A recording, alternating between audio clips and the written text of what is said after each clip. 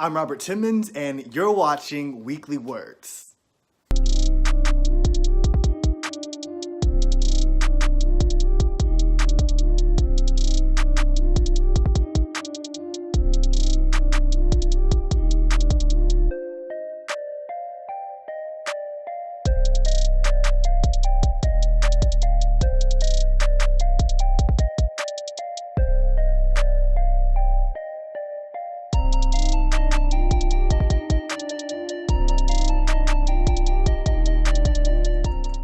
Thank you for checking out this week's episode of Weekly Words. I've heard that these last 2 weeks have been great for you.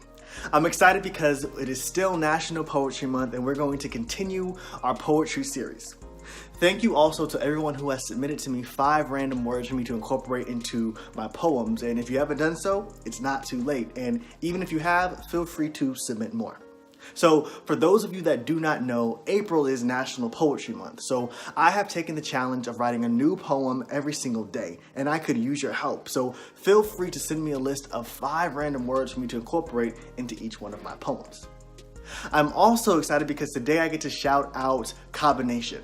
Kaba Nation might formerly be known as a clothing line that launched earlier this year in March, but Kaba Nation is more than just a brand and more than a movement. Kaba Nation is a ministry with the hope to bridge the gap between church and culture by inspiring and encouraging people to live for God daily. Today I'm wearing the God is an Artist t-shirt, which you can see here. And if you like this shirt, or if you want to find out more about Kaba Nation, go ahead and check the link below to get more information, their Instagram page and also their website. But let's go ahead and get started with this week's episode of Weekly Words. All right, so I'm really excited because today we're going to talk about one of the poems that I've written titled Window Pane, which you can also find in my first poetry book, Behind the Smile. If you haven't gotten your copy of Behind the Smile yet, go ahead and check the link below. Behind the Smile is available on Amazon, Barnes & Noble, Kobo, Google Play, and iBooks. Or feel free to message me for your own signed copy. But let's go ahead and check out Window Pane. Window Pane. I look out the window and I realize that I am a ship anchored inside a house. Trapped. Forced to suppress the beauty of my nature. I never thought I'd be reduced to half my worth, just a sight. It seems like a lifetime since I've sailed now. Everyone questions my credibility, but a book still tells a story no matter how long it's been closed. I'd love to live up to my purpose, my potential, but I can't get past this window pane. I'm stuck at a fork in the road. I look to my right. I see the road to happiness, a life full of purpose and fulfillment. I can feel the sun soaring high with a bright yellow and warm orange mixture. The sky is the purest shade of blue, sprinkled with pillow-like clouds. But I also see mountains and valleys and divots and all things that make a journey long and difficult. And I'm not strong enough for difficult. Not anymore. I look to my left. I see a path with no ending destination, an empty life. The sky is less bright, a faint gray like the face of sorrow.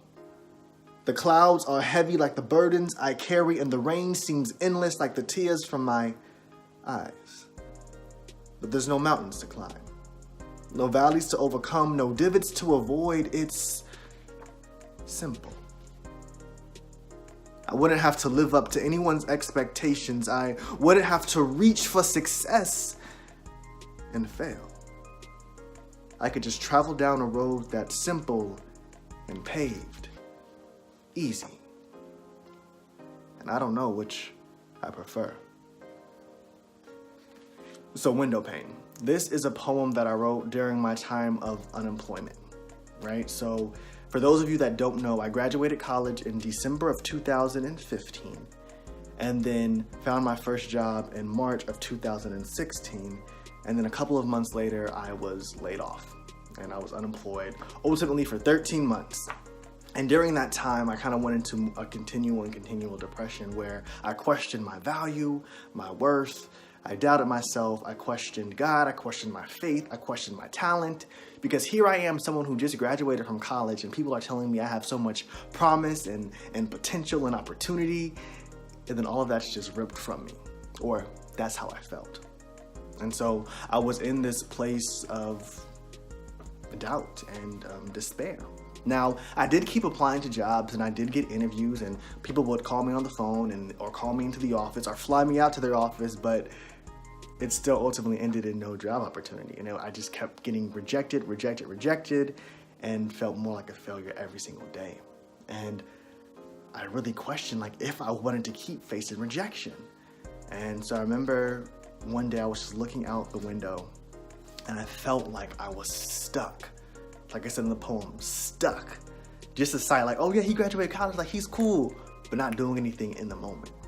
And I felt like I was at a fork in the road where I could have chose a life of fulfillment or a life of complacency. Because I looked one way and I was like, okay, I can still try to apply to this job, and I can still try to network with these people, and I can still go to this job fair, and I can still tweak my resume this way, and I can still keep trying.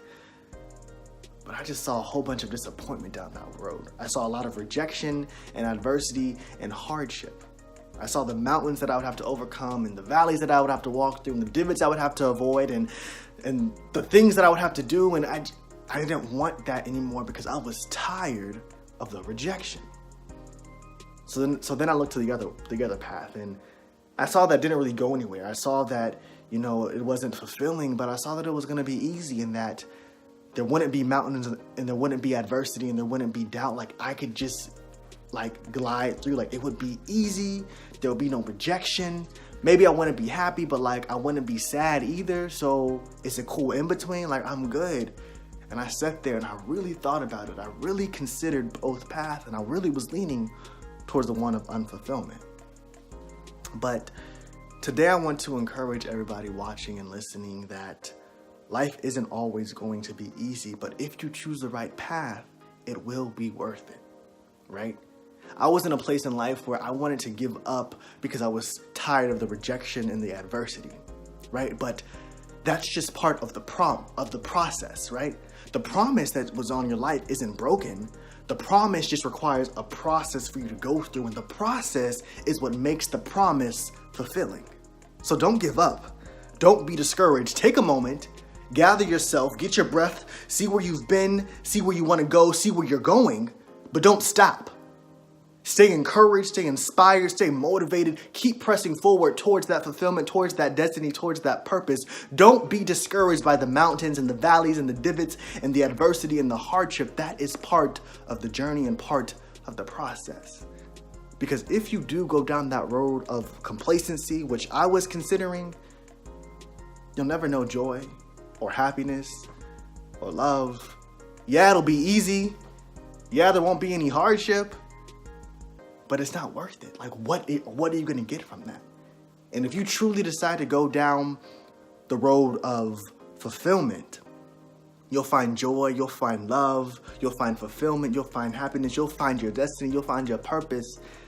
And as you get there and you keep getting there to go into the next level, you'll be able to inspire others coming behind you. You'll be able to help pull them up, help encourage them, help motivate them, help mentor them. It's not just about you. It's about the community around you. The promise has a process.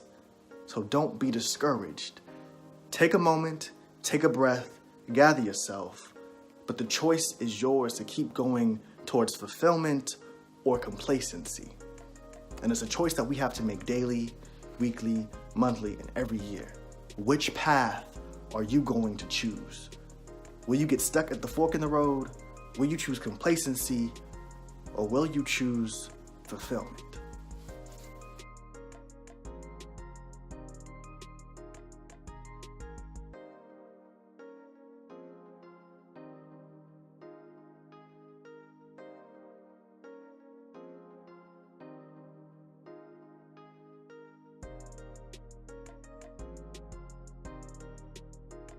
Thank you for checking out this week's episode of Weekly Words. I pray that you thoroughly enjoyed it and got something positive from it. If you have any questions or suggestions or things for me to speak on in the future, feel free to email me at weeklywordsrt@gmail.com. Again, that's weeklywordsrt@gmail.com. Don't forget to check out Kaba Nation on the link below and send me a list of 5 random words for me to incorporate into my poems for National Poetry Month. Our next episode is going to be on May 1st, and trust me, you're not going to want to miss because I have some great things in store in May along with some very special guests. So stay encouraged until then, and I'll see you in May.